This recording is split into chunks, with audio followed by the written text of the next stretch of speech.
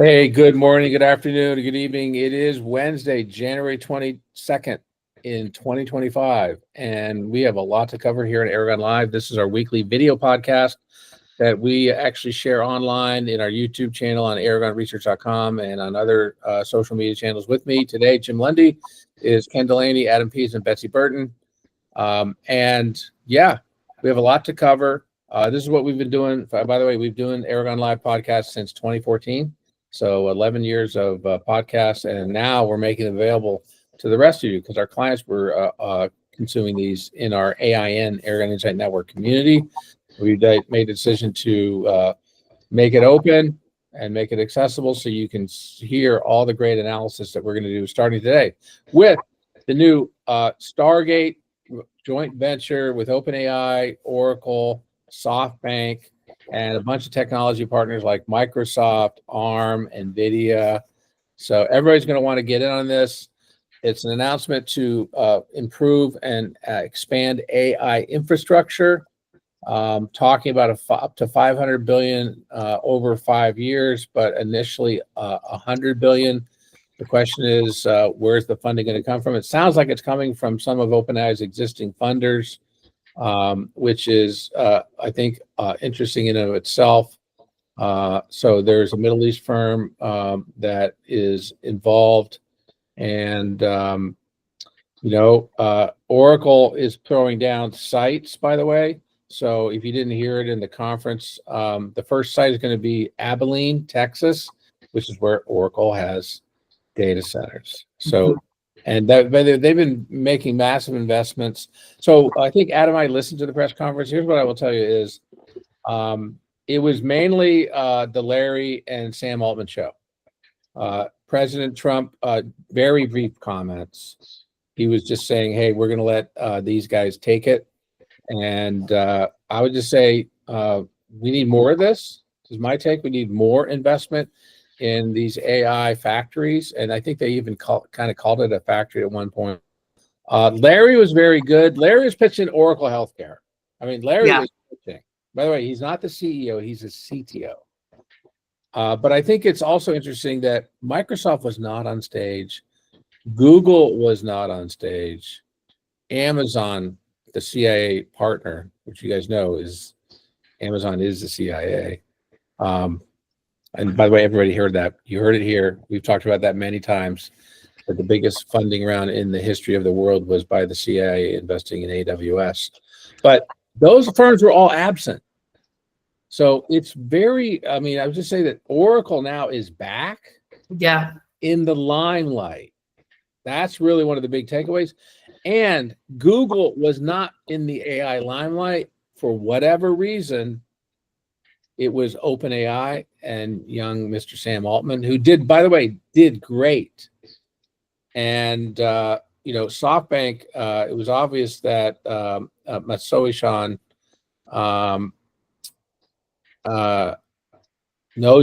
he obviously knew Trump, and they've been joking about 200 billion. And he said, well, what about 500 billion? So SoftBank will have to go raise.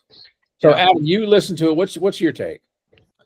I thought it was very ambitious, and it's interesting to see how fast they can come up with it with anything like 500 billion. And Elon Musk commented on it, suggesting that he thought basically that they didn't have the money to support it, and obviously he's a little biased because you got to imagine that he's wishing this money went to his Grok company and not OpenAI.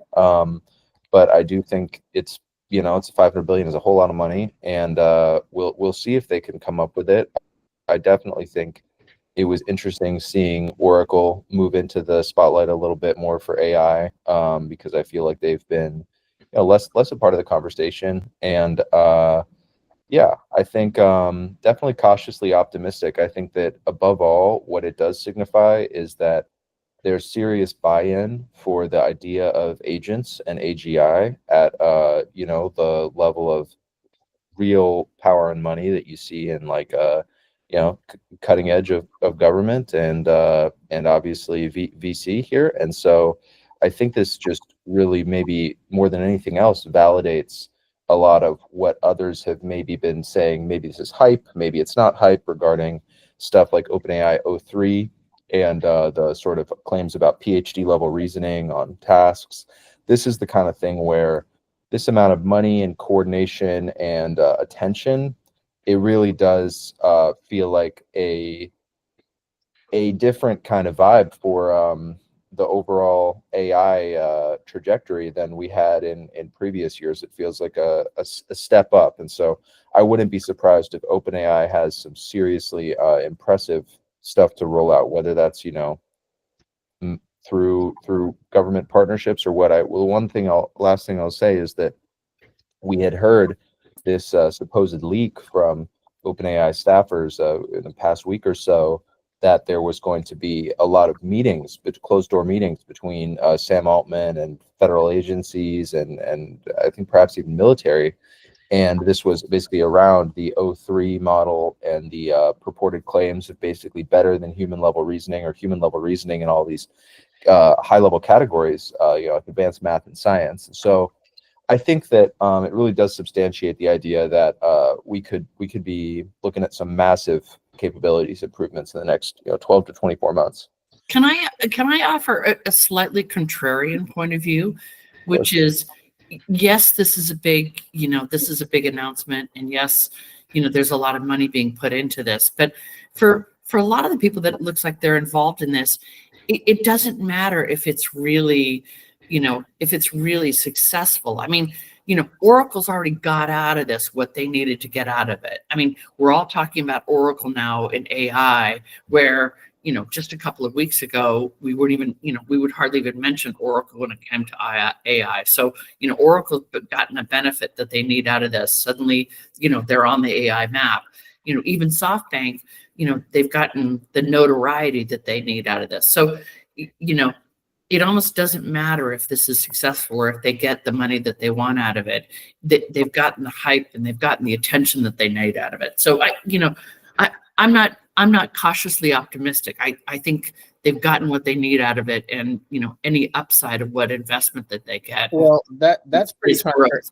That's pretty contrarian. I agree from a vendor perspective that they got the news they wanted, but the one thing I just want to throw down is Larry kind of put his money where his mouth is, because he did talk in specifics about the actual data centers, and there's 10 of them being built right now. And so one of them is the first one that OpenAI is going to be the first Stargate building. Yeah.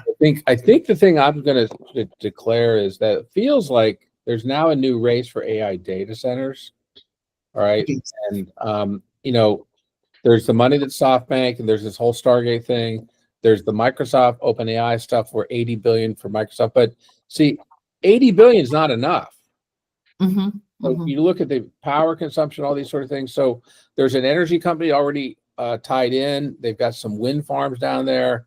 So, I think the big thing, and we talked about this many times before about, genning up nuclear, with Microsoft getting the 3 Mile Island thing, with some consolidation of energy companies. So the gating factor may not be building these factories. It's going to be how to power that. Yeah, I mean, Jim, you bring up a really important point here. I was just going to comment about the power thing. I want to hear from some of these power companies. How are they going to deal with this? Because, this is one event, but there's a whole bunch of events where people are trying to invest in data centers from a variety of investment sources, right? And, we got to be concerned about this. You can't build nuclear overnight. Wind takes time to put together, and of course it needs to be put together with batteries. And we've got a real crisis with power here. And remember, there's another event going on. Bitcoin's taken off.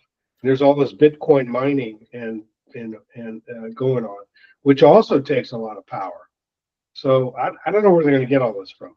And to add on to you, Ken, I mean, if you think about it, I mean, some of these power companies are going to be under more pressure, especially Southern California Edison with the fires down in LA. I mean, they've got a big thing that they're going to be grappling with. And they're often regulated, so they have a lot of other things they have to go through to put power online, So. Yeah. So look, I mean, one last thing I'm going to throw out there, and it came up in a TechCrunch reported on. So there's been tensions between OpenAI and Microsoft about availability of compute power. and that's spilled over into the public eye. And that may be part of the reason that you see OpenAI saying we're going to partner with Oracle. They're saying you need power, you need data centers. Come on down here in Texas. But I also think the other thing that, let me just finish. The other thing that came up was, and again, Betsy, you experienced this, you just alluded to it, is the overregulation of construction in the United States is a serious issue now. Not just for homes, for buildings. I've had experience with building, with renovation, commercial building in the East Coast. That was well before the way it is right now. So I think government's going to have to play a role in making it easier to build things. Yeah. So Altman commented on that. Watch the province of Alberta. I think that province could turn out to be a gold mine for a lot of these data centers. Yeah. So look, I mean, there's wild stuff. So let's go. Look, I've got a blog already to go on this. We're going to turn it back over to Ken to talk about the Samsung Galaxy launch today. Yeah, so big Galaxy S25 launched today. You know, they always have three models: a lower end, a higher end, and then their flagship model. And those three will be launched today, more than likely. You know, as phones get launched every year, you know, it's more than anything, people buy a new phone simply because the other one wore out after 5 or 6 years, or because they want the camera upgrade. Now, the real challenge for these phone manufacturers is to say there's some substantial reason for you to upgrade these phones. And Samsung, like Apple, will push out their AI capabilities. They're gonna, the big challenge for them, as it has been for Apple, is to show people what they can do with AI in these phones. Now there'll be, you know, ability to write things more quickly, which makes sense in a small form factor device where it's difficult to type. Making your photos look better. There could be summarization of emails and other communications. They're all moving to multimodal capabilities, so you can really move from one format to the next fairly easily. But the real challenge here is not so much what they've got in the phone in terms of AI, but how they convey to the users how well and how easy it will be to use these things. So we'll see. There's some rumor that there might be a ring that they announce. There may be some more flexible designs here, whatever. And then, of course, they're trying to scoop next week's announcement, which will come from Apple, which we'll talk about next week. The phone companies are struggling right now because they have trouble pushing new value. But we'll see today more. I'll probably write something about this, but it's coming today. They always have good devices, and we'll see what happens. Jim, back over to you. So there's a lot of drama in, so look, it's really kind of video editing apps. So when TikTok was turned off, their editing app called CapCut, which they bought, which is a very easy to use mobile video editing tool. It was turned off. It's I think it's gotten turned back on. But in the meantime, Instagram launched their own editing app, which is pretty much looks like a copy of CapCut. I mean, why did they take so long to announce their own app? Instagram stuff is not easy. There are third-party editing tools for Instagram stories. I mean, a lot of the creators use third-party tools, but it's called Edits, and it's a suite of tools, but it's pretty much like CapCut. So, I mean, if you can't beat them, join them. But I think there's a lot of people. By the way, it's only a 75-day reprieve on TikTok, right? It's only 75 days. So they're going to have to decide what they're going to do. So it's a temporary thing, but an awful lot of people want TikTok. So will the Edits app help Instagram? Probably help them, but it's not the same experience on Instagram as it is on TikTok. And users are saying that they're different. They do different things. Reels is just not the same, but it's really the For You page, the algorithm. It just doesn't serve up the right stuff. Ken, over to you on Windows 11. Yeah, so Microsoft's going to start forcing home and pro users to do the updates. You can delay it a little bit. Many small businesses just use the pro version of Windows. And this is really, I think, a trend, illustrates a trend here. These companies have to move at such a rapid pace to improve things, especially in the age of AI. They just can't afford the historical pattern where people might leave an old version of Windows live for maybe 5, 6, 7 years. So they're moving this way. And I think this is going to be a trend across the industry where we're going to see more and more companies, whether it's your car manufacturer, whether it's your PC or any other appliance that's technology based, just getting upgrades. They can't afford the security threats. They can't afford to port such a long string of versions. This is going to happen more and more. So watch for it. Now the enterprise, I think, will be a little different because they have so many intertwined things, and I think they will demand that Microsoft support a more laggard versions of Windows and other software. But here, in the home users, the small business users, it's going to be forced upgrades. Adam, over to you. Yes, this is a quick one, just about basically attempts from Cisco and NVIDIA to implement some AI safety stuff at the developer level. So they have these toolkits, which are basically toolkits for guardrails on content and other issues like jailbreaks with LLMs.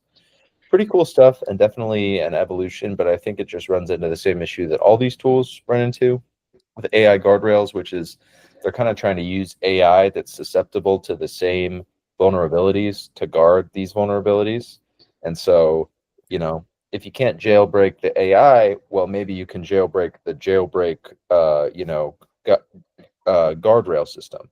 And so they haven't cracked this one yet, but it is always cool to see companies working in this direction. It's very important. All right, a firm that you probably haven't heard of, it's called Instabase. It's kind of like a content AI firm to analyze documents.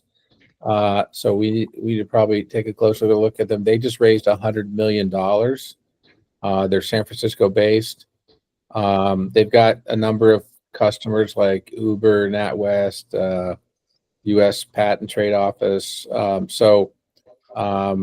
Look, understanding what's inside of content is a very big deal, and there's more choices out there to analyze structured data, which is content and information, and Instabase looks like they've got enough money to keep going. The real analysis of AI companies is, do they have enough money to keep going? And so this keeps them alive.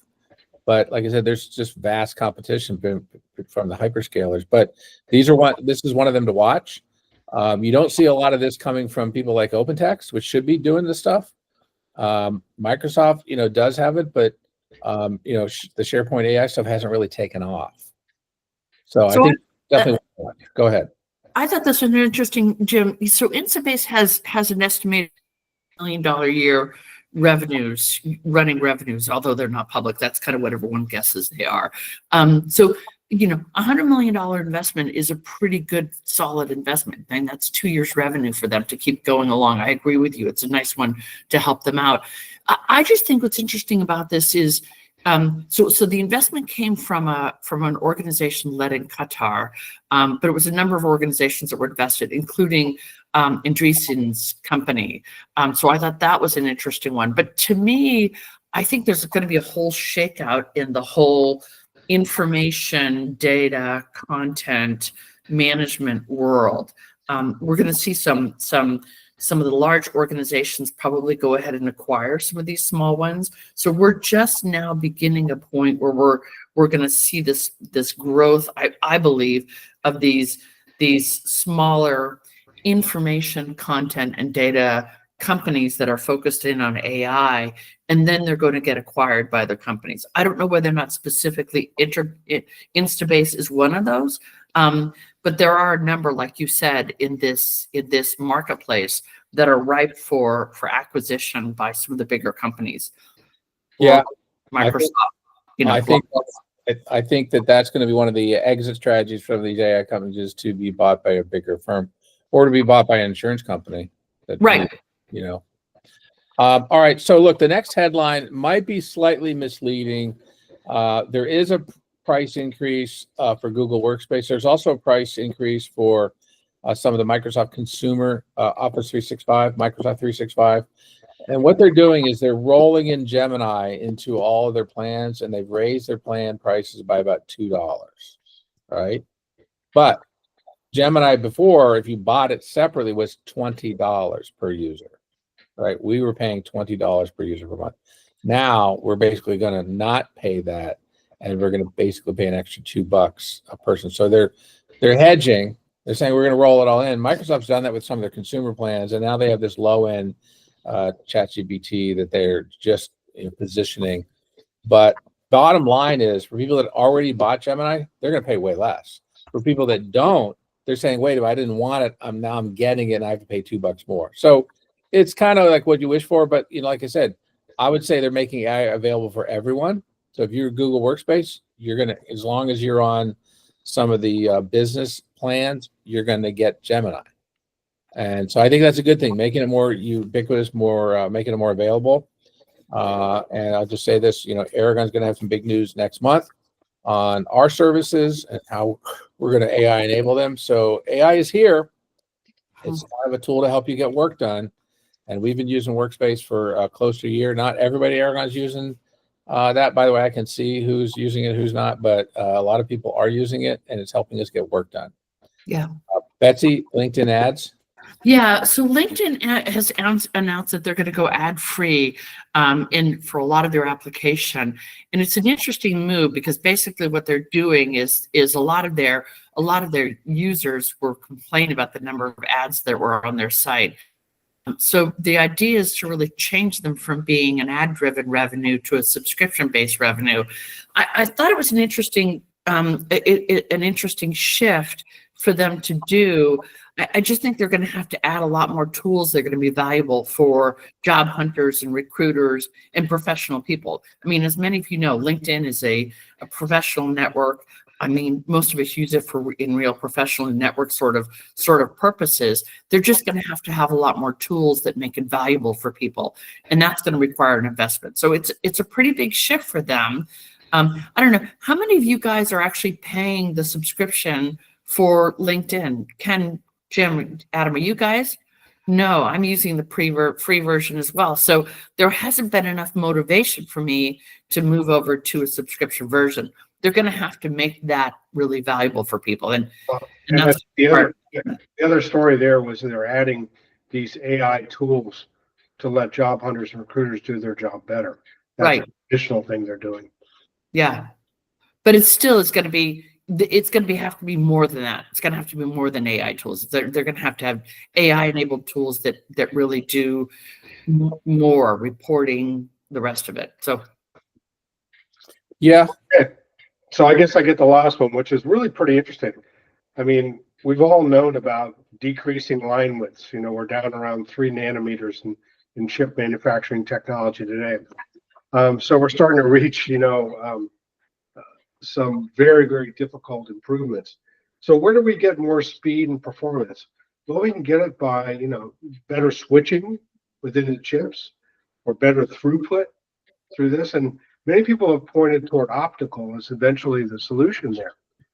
But optical's had a lot of problems. So these researchers came up with this magneto-optical material.